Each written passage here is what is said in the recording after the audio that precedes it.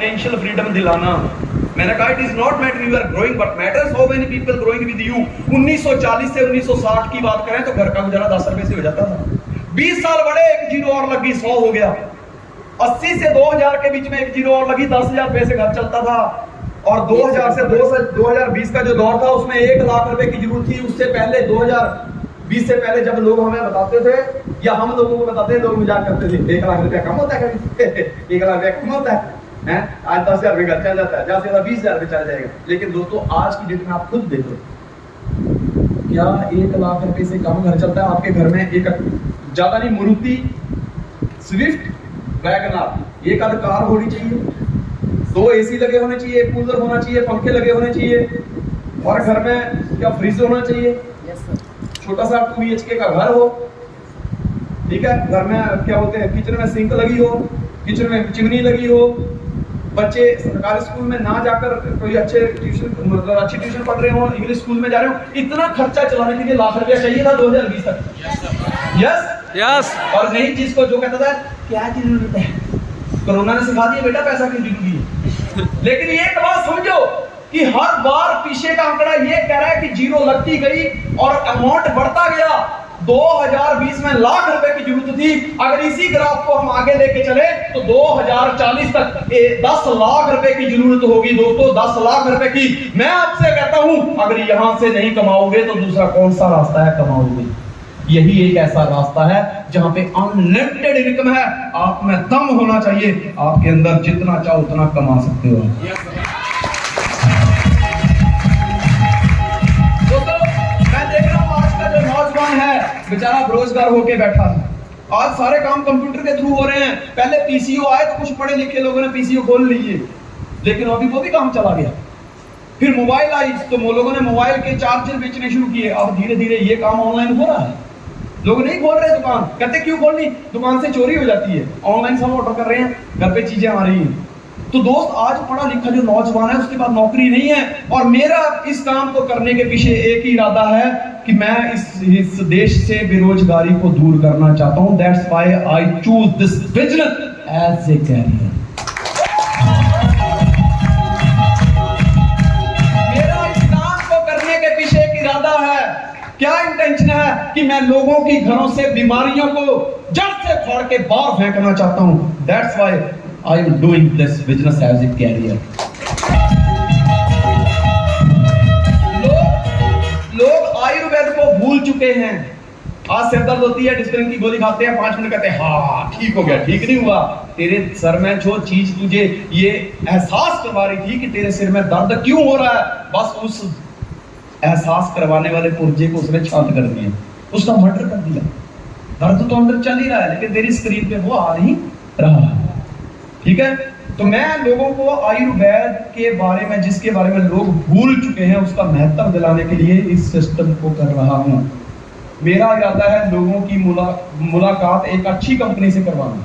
बहुत सारे लोग मार्केट में जाते हैं, बेचारे ठगे जाते हैं, लेकिन why I am doing this business as a career, why I am today here with between you. मैं आप लोगों के बीच में आज क्यों हूं? क्योंकि मैं आपको 20 सालों के तजुर्बे से यहाँ पे आया हूँ एक अच्छी कंपनी के साथ आपकी मुलाकात करवाना, क्योंकि जिसकी वेबसाइट सिक्योर है, जिसका टैक्स का कोई लफड़ा नहीं, और प्रोडक्ट शुद्ध और साफ सुथरे हैं। That's why I am doing this business as a career in all over India. दोस्तों आपने ज्वाइन कर लिया, आपका ड्रीम बहुत बड़ा है, कार लेना चाहते हैं, विदेश जाना चाहते हैं, घर खरीदना चाहते हैं, लेकिन एक चीज है कि आप उसके पीछे जो कंट्रीब्यूशन है वो कितना कर रहे हैं। आज देखो, आज की सांसें हम आज ही लेनी पड़ेगी। अब सांस रोक के बैठने नहीं यार, आज तो मैं छुट्टी मारता हूँ, पड़ा रहता हूँ, कल ले लूंगा, आज मंगलवार है, आज कुछ नहीं करना, आज हनुमान दादा बचा लेंगे, कल कर लेंगे। तो क्या जिंदा रहेंगे? जिस तरह हम आज का खाना आज खा रहे हैं, आज की सांसें आज ले रहे हैं, आज के काम आज कर रहे हैं, उसी तरह अपने सपनों को पूरा करने के लिए जो प्लान हमें करने हैं वो आज के आज ही करने हैं। कहते बूंद बूंद से घड़ा भरता है। देखना यह है कि अपने सपने को, अपने लक्ष्य को, जो मेरा क्रिस्टल क्लियर गोल है, जिसके पीछे मेरी इंटेंशन बिल्कुल साफ सुथरी है, क्लियर है, जिसको मैं इमेजिन कर चुका हूं कि विद इन 5 ईयर मेरा वो पूरा हो जाएगा, तो क्या उसके पीछे जो मेरी आज की बूंद, जो आज मेरी मेहनत की बूंद, जो प्रयास की बूंद थी, वो मैंने डाली कि नहीं डाली? अगर नहीं डाली तो कोई नहीं आएगा दोस्त बचाने, कोई करोड़पति बनाने नहीं आएगा। बड़ी भाभी को लोग माता समान समझते हैं, यस, समझते भी थे, यस। लेकिन जब 5 पांडव द्रौपदी को जुए में हार गए तो वही देवर अब दिखाने लगा तेवर। दुर्योधन कहता है दुशासन जा, पांचाली को, वो मेरी दासी है, उसको बालों से घसीटते हुए भरी सभा में लेके आ। और दोस्त, जिसको माता समान समझा जाता था, आज वही आदमी जब उसको पद मिला तो वो अहंकारी बन गया, घमंड जाग गया, भूल गया ये मेरी भाभी है, रिश्ते नाते सब भूल गया। उस टाइम पांचाली ने सबके सामने हाथ जोड़े। सबसे पहले उसने युधिष्ठिर से कहा, पतिदेव, धर्मराज, आप मेरे पति हैं और पत्नी पे जब कोई समस्या आती है तो पति का पहला फर्ज होता है उसकी समस्या का निवारण करना। मुझे इस भरी सभा में लेके आए हैं ये, और दुर्योधन ने हुक्म दिया, दुशासन, इसको नग्न कर दो, इसको निर्वस्त्र कर दो सबके सामने भरी सभा के अंदर। एक औरत जिसको मां समझा जाता था, आज उसकी इज्जत और आबरू के ऊपर शरेआम हाथ डाला जा रहा है। दोस्त, वो उसकी आत्मा हिल गई, सब शांत हो गए। उसने युधिष्ठिर से कहा, स्वामी बचाइए, लेकिन युधिष्ठिर की नजरें नीचे झुक गई। भीमसेन कहा, भीम, तेरी एक गदा ही काफी है, अगर पृथ्वी पर जोर से मार दी जाए तो ये पृथ्वी में पानी पानी हो जाए, सारी पृथ्वी पानी में समा जाए, लेकिन आज मेरी इज्जत आबरू का सवाल है, मेरी रक्षा करो। भीम भी शांत हो गया। अर्जुन से कहा, अर्जुन, तेरी ये जो धनुष की टंकार है, अगर तू एक बार खाली धनुष की रस्सी खींच दे तो आसमान में बादल टकराने लग जाते हैं, समुद्र में सुनामी आ जाती है, धरती पे भूकंप आ जाता है, नदियों में हाड़ आ जाते हैं, मेरी रक्षा करो। अर्जुन भी शांत रहा। नकुल सहदेव से कहा, कोई फायदा नहीं। फिर वो पितामह के पास गई, हाथ जोड़े, पितामह, आप गंगा पुत्र भीष्म पितामह हैं, आपकी पुत्र वधू का सम्मान की बात है और आपके पुत्र वधू के सम्मान को ठेस पहुंचाई जा रही है, मेरी हिफाजत करो। किसी ने नहीं सुनी।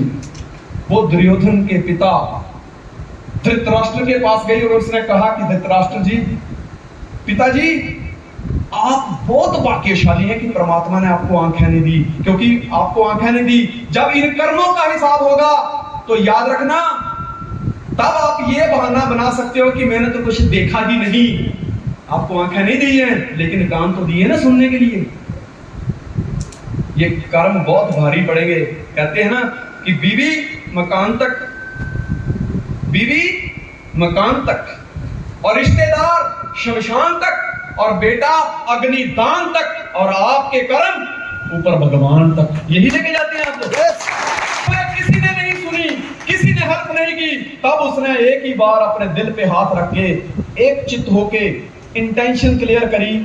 उसने मन की आंखों से भगवान को याद किया और श्री कृष्ण महाराज ने उसकी इज्जत आबरू को बचाया। सोचने वाली बात है, पति पांचों बैठे थे, नहीं बचा पाए। उस समय भी मदद किसने की थी? भगवान ने। दोस्त, आप सोचेंगे कि मैं नहीं करूंगा, आज की बूंद, अपने पसीने की बूंद नहीं बहाऊंगा अपने सपने पूरे करने के लिए, तो कोई नहीं आएगा। आई एम हियर बिकॉज मैं आपके लिए आया हूं। अभिनीत आपके लिए आया है, मुकेश शाह आपके लिए आया है, पुष्पेंद्र सिंह आपके लिए आया है। बाकी दुनिया बहुत बड़ी है। मैं पिछले कल बिलासपुर में था, उससे 2 दिन पहले छतरपुर में था।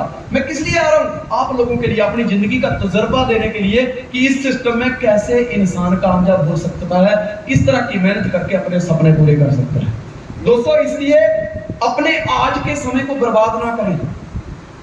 एक एक बार, एक एक बूंद पसीने की लगाइए, लोगों से मिलिए, लोगों को इसके बारे में बताइए। सारे लोग नहीं आएंगे। आपको मैं बताऊं, महिलाएं जब कंघी करती हैं ना, बहुत सोच समझ के बालों को इकट्ठा करके उसकी चोटी बनाती हैं, लेकिन कुछ ऐसे ढीठ बाल होते हैं वो चोटी से बाहर रह जाते हैं। अपना ही सिर है, अपने ही बाल है, अपने ही हाथ है, लेकिन फिर भी कुछ बाल उस चोटी से छटक जाते हैं। वैसी ही है दुनिया। जब आप उनको एक सूत्र में पिरोने जाओगे तो वो भी वैसे ही छटक जाएंगे जैसे हमारे सिर के बाल छटकते हैं। दोस्तों,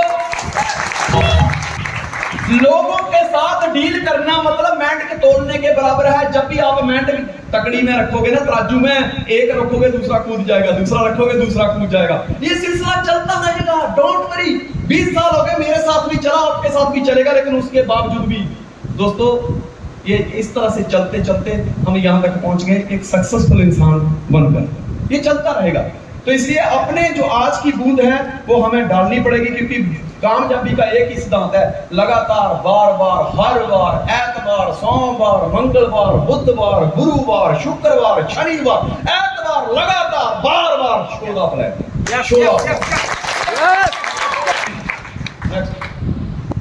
you have to create an atmosphere of victory before you can win. जीतने से पहले जीत का माहौल बनाना पड़ता है। यस देखो आप, जब हम कोई शादी ब्याह होता है ना, तो ऐसा माहौल क्रिएट कर देते हैं। पहले सब कहता मेरी शादी, लेकिन जैसे ही मामा आ गया, बुआ आ गई, फुफ्फड़ आ गया, रिश्तेदार आ गए, दोस्त आ गए, ओए तू ऐसे घूम रहा भी, मेहंदी नहीं लगाई, चल मेहंदी लगाते हैं। मेहंदी की रस्में शुरू हो जाती है, फिर पकौड़े खाने की रस्में शुरू हो जाती है, खाने की रस्में शुरू हो जाती है, रिश्तेदारों को अटेंड करने की रस्में शुरू हो जाती है, फिर कहते चल अब बैठ चौकी पे, और फिर सेहरा बांधने की रस्म शुरू हो जाती है। उसको पता नहीं चलता कब मिलते जुलते उसकी शादी हो जाती है। पर ऐसा माहौल बनाना पड़ता है, माहौल बनाना पड़ता है।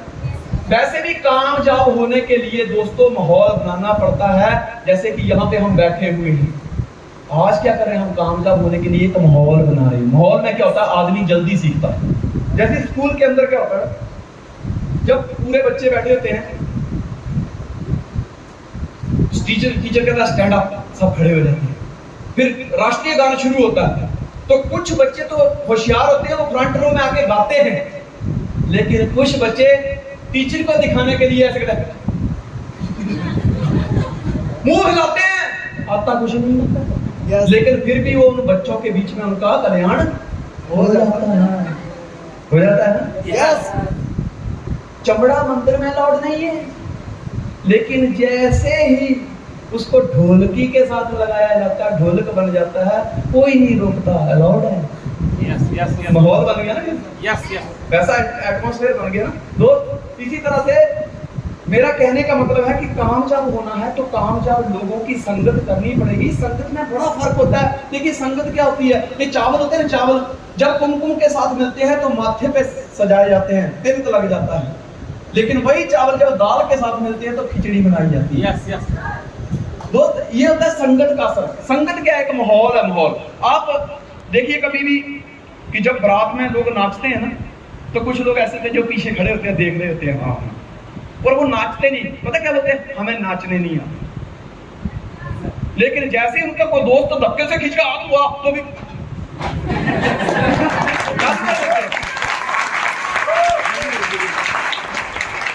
वो असर किस चीज का है, माहौल का। अब माहौल मैं बताता हूँ। एक बार क्या होता है कि एक ना लड़की की शादी थी, तो लड़की के स्कूल के फ्रेंड वगैरह आए हुए थे, तो एक वहां पे डीजे बज रहा था, तो एक लड़का नागिन डांस पे लगा, मैं तो नागिन नागिन, मैं तो नागिन नागिन, वो नागिन पे डांस कर जा रहा है। सब लोग कह रहे खाने का टाइम हो गया, तो ये फिर नागिन लेट लेट के नाच रहा है, नागिन नागिन नागिन करे जा रहा है, नाचे जा रहा है। लड़की का बाप आया, बोले बेटा अभी बस करो बेटा, अभी कि नागमणि लेके ही जाओगे।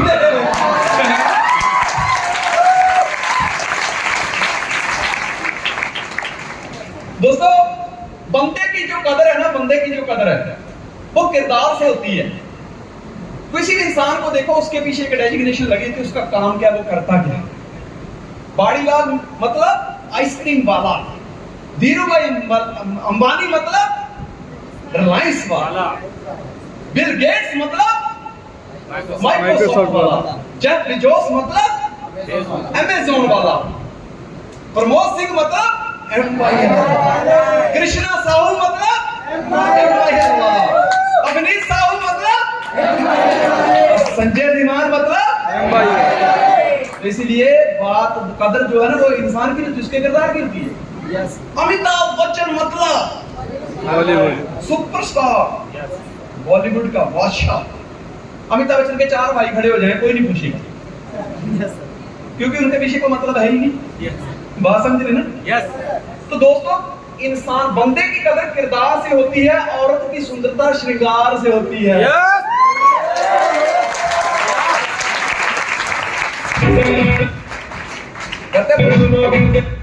वो श्रृंगार किस लेखे कोई मुड़ मुड़ के ही ना देखे।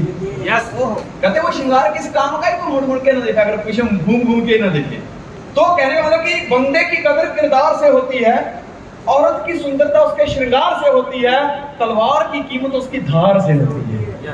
हर जगह पूछ पूछ प्यार से होती है, और नेटवर्क की तरक्की और नेटवर्कर की तरक्की मीटिंग और सेमिनार से होती है। अब बात आती है मेरी जिंदगी का सबसे बढ़िया topic, care about your health. दोस्तों 46 साल उम्र होगी, 47वां मेरा 47 रनिंग है। अब तो कहीं से कमजोर लग रहा हूं मैं, मालिक की बड़ी कृपा लगती है मेरे को। बिल्कुल नहीं, कोई एनर्जी कम हुई हो, मैं बोलना बंद कर दिया, हाँ बहुत गर्मी है मेरे से नहीं हो, ऐसा कुछ हुआ? नो, देख लो, कोई टेंशन नहीं, बस आप बहाओगे पसीना तो सीख जाओगे जीना। यस मेरे दोस्त, यही तो कर रहा है।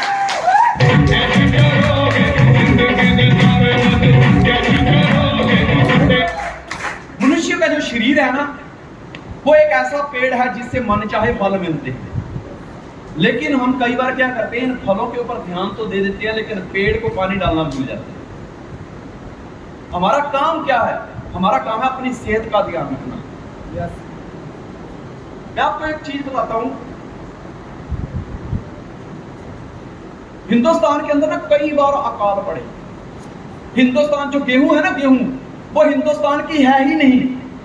हिंदुस्तान में चना होता था, राजमा होता है, उड़द होती है, मटर होते हैं, फिर वो जौ बोलते हैं ना, ज्वार, ये सब यहाँ की खुराक थी, यहाँ के लोगों की।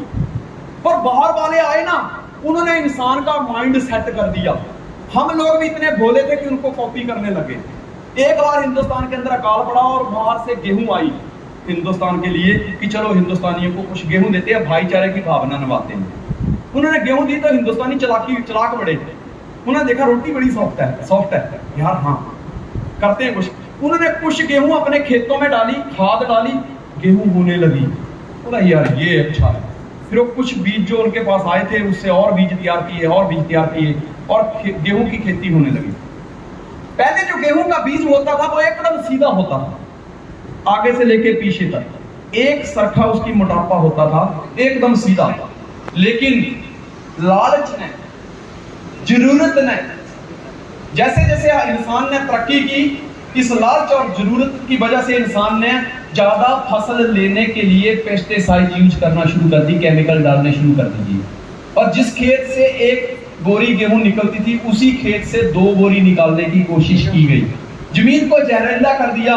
जैसे ही गेहूं के ऊपर पेस्टिसाइड पड़ी, दोस्तों गेहूं का साइज में फर्क आ गया। फर्क क्या आया? पहले जो सीधा दाना होता था, अब वही गेहूं का दाना आगे से भी पतला हो गया, पीछे से भी पतला हो गया और बीच में से मोटा हो गया। आज देखिए आप घर में जाके गेहूं का दाना निकाल के देखना, आगे से भी पतला, पीछे से भी पतला, लेकिन बीच में से मोटा। और उसी गेहूं को इंसान खा रहा है, नीचे से भी पतला, ऊपर से भी पतला और बीच में से मोटा।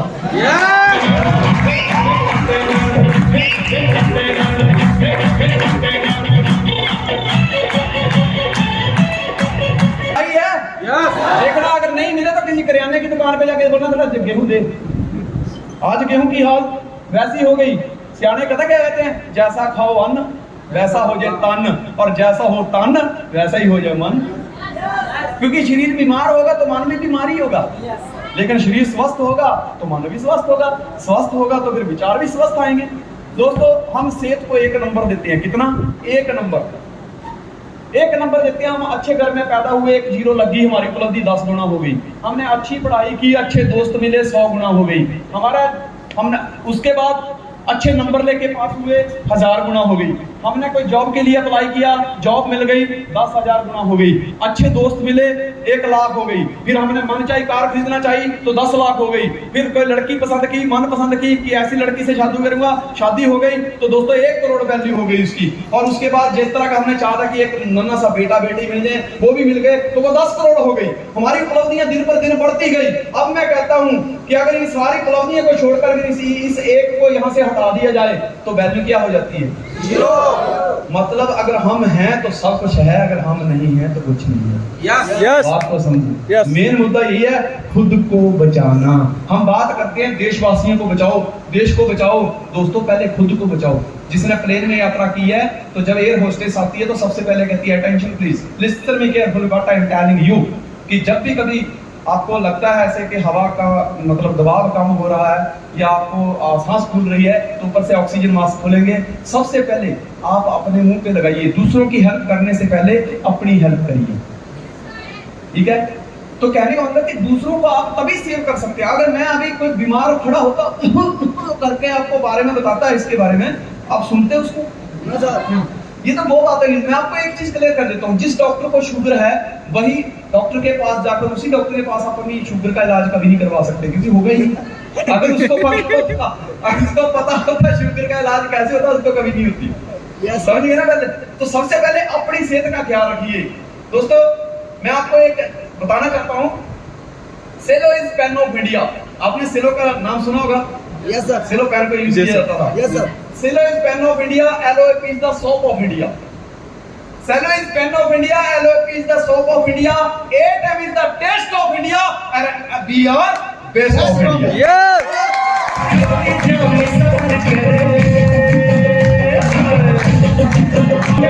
दोस्तों जब आप मार्केट में जाएंगे लोग बहुत सारी बातें करेंगे, बहुत सारी आपको समझाने वाले कम, लेकिन नेगेटिव पास करने वाले ढेर सारे लोग मिलेंगे, भीड़े मिलेंगी, मुफ्त में नेगेटिव करेंगे आप, बहुत सारे लोग मिलेंगे। लेकिन एक चीज याद रखना, कामयाबी का एक ही सिद्धांत है कि अपने पीछे जाने के रास्ते बंद कर लो। अगर कामयाब होना, अगर कामयाब होना, अगर एक बार आपने डिसीजन ले लिया एम्पायर करने का, तो पीछे जाने के रास्ते बंद कर दो। एक बार डिसीजन क्या होता है, धीरू भाई अंबानी ने एक बार फैसला लिया था कि मैं 500 रुपए की नौकरी नहीं करूंगा, आज से मैं अपना बिजनेस करूंगा। दोस्तों दोबारा उसके साथ जिंदगी में बहुत घटनाएं घटी, लेकिन कभी दोबारा पेट्रोल पंप पे डीजल डलवाने नहीं गया कि डीजल डलवा डाल देता हूं, वही काम कर देता हूं। बात तो समझो। ऑल इंडिया रेडियो वालों ने अमिताभ बच्चन को रिजेक्ट कर दिया कि इसकी आवाज अच्छी नहीं है। फिल्म इंडस्ट्री में गया, 7 बार फेल हुआ, पर दोबारा ऑल इंडिया रेडियो वालों के पास नहीं गया, पीछे के सारे रास्ते बंद कर लिए, या इलाहाबाद भाग गया कि मैं चलो इलाहाबाद चलता हूं। नो दोस्त, आज से 30 साल पहले मैंने घर छोड़ा था, मेरे को कई बार भूखे सोना पड़ा। रोड के किनारे जब मैं गाड़ियों का काम करता था तो एक छोटी सी बेंच के ऊपर रात काट लेता था, केले खा के गुजारा किया, लेकिन एक बॉस चेक की तरह मैं वापस घर पे नहीं गया, क्योंकि मैंने आगे बढ़ने का फैसला ले लिया था। आज मैं आपसे ये कमिटमेंट चाहता हूं कि क्या आप आगे बढ़ने का फैसला ले चुके हैं? यस पीछे के सारे रास्ते बंद करने होंगे। यस। अगर पीछे ऑप्शन है कि दुकान तो चल ही रही है, क्या जरूरत है, पापा कमा ही रहे हैं, क्या जरूरत है। दोस्तों याद रखना, उसी कुकर में दाल अच्छी बनती है और उसी कुकर की दाल गलती है जो मेन विसल से सीटी बजती है, जिसके सेफ्टी वाल फुस फुस फुस फुस करते रहते हैं, उस कुकर में दाल कभी नहीं गलती, वो फटती है। यस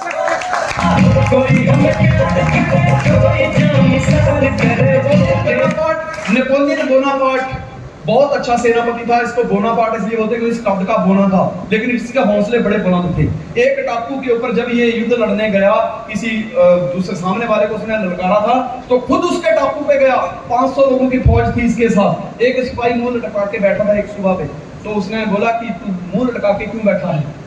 कहता काश हम ये जंग जीत जाएं। कहता काश का क्या मतलब है, जीत तो हमारी हो रही है। कहता कैसे? हम 500 हैं और वो सामने 5-10 हजार हैं, उनके पास अच्छे हथियार हैं, हमारे पास इतने अच्छे हथियार नहीं है। उनकी तादाद ज्यादा है, हम तादाद में कम हैं। उनके हथियार हमसे अच्छे हैं, तादाद में ज्यादा हैं, हमारी ताकत इतनी नहीं है कि हम जीत जाएंगे। कहता जीत तो हमारी ही होगी, क्योंकि उस युद्ध के बाद जो परिणाम निकलने वाले थे वो नेपोलियन बोनापार्ट ने अपनी मन की आंखों से पहले देख लिए थे। कहता जनाब ये कैसे संभव है? कहता हर असंभव को संभव करना ही नेपोलियन बोनापार्ट का काम है। तू एक काम कर, ये उठा केरोसिन, अपने जहाज को आग लगा दे। कहता क्या बात कर रहे हो, हम वापिस कैसे जाएंगे? कहता नो क्वेश्चन, नो क्वेश्चन, चल जहाज को आग लगा। दोस्त सैनिक ने केरोसिन डाला जहाज के ऊपर और आग लगा दी, जहाज जला दिया। और कहता है सैनिक सुन, 500 लोगों की मीटिंग लगाई, इकट्ठे कर लिए सब, बोला सुन लो मेरी बात, हमारे पास 2 ही रास्ते हैं। क्या? जहाज हम जला चुके हैं वापिस जाने का कोई विकल्प है ही नहीं, या तो मरो या तो मारो। अगर मरोगे तो यही कब्रें बनेगी, अगर मारोगे तो इन्हीं के जहाज से वापस जश्न मनाते हुए जाएंगे। फैसला मैं आपके ऊपर छोड़ता हूं। इतिहास गवाह है दोस्त, वो जंग, भीषण जंग 500 लोगों ने उन 5 से 10,000 लोगों को हराकर जीती थी। इतिहास गवाह है। वजह क्या थी? क्योंकि उसने पीछे के सारे रास्ते बंद कर दिए थे।